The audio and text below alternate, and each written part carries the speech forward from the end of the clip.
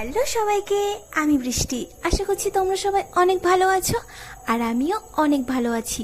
এই দিনটা না বড্ড স্পেশাল একটা দিন আমাদের কাছে। হ্যাঁ, আমাদের দিদির জন্মদিন, আগাম জন্মদিন।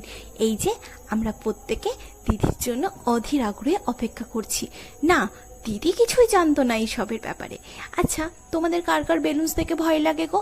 আমার বাবা বড্ড ভয় লাগে। এই দেখো কত বেলুনস। হ্যাঁ, আমি বেলুনসের থেকে সবসময় দূরে থাকি।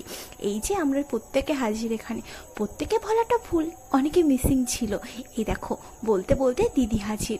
দিদি না ইমোশনাল হয়ে পড়েছিল, দিদির চোখ দুটো ছলছল করছিল, যদিও এটা হয়তো আনন্দের জল।